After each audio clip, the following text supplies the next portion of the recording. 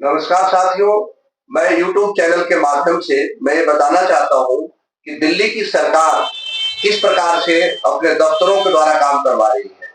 मैं डॉक्टर शैलेंद्र पांडे, मैं अपने क्षेत्र मटियाला विधानसभा अंतर्गत कुतुब विहार छठ घाट, जो कुतुबापुर जोहड़ की जमीन है, 18 अप्रैल 2024 को हमने एक लेटर दिया था एसडीएम ऑफिस में कि बाल उत्सव मेला लगाने के लिए हमें परमिशन दिया जाए।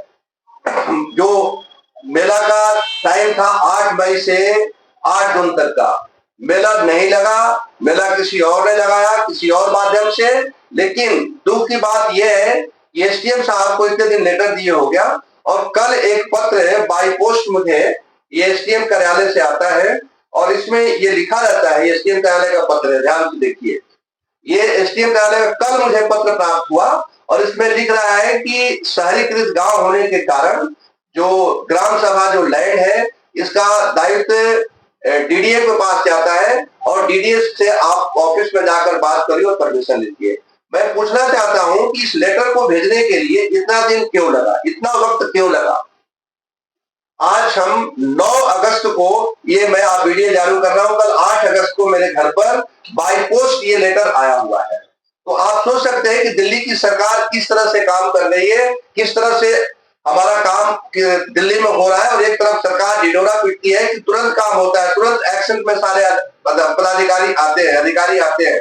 अब देखिए रामलीला होना है, ये बाल रामलीला कमेटी के द्वारा प्रत्येक वर्ष लगातार इस लैंड पर 2008 ईस्वी से अब तक परमिशन द्वारा, एसडीएम के परमिशन की कॉपी के द्वारा ये रामलीला किया जाता है। ये परमिशन की कॉपी दिखा रहा हूं, इस प्रकार से परमिशन मिलता है डीडीए एसडीएम के द्वारा और तब जाकर ये लैंड परमिशन के बाद आपका ये रामलीला का मंचन होता है।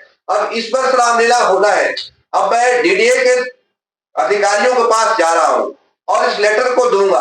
अब आप ही बताइए कि इस तरह से अगर कार्य होगा तो किस प्रकार से हमारा रामलीला पॉसिबल है क्या होना। तो मैं बताना चाह रहा था कि दिल्ली में जो सरकारें हैं, जो सरकार का दिन एसडीएम, दिल्ली सरकार एसडीएम के तहत आता है।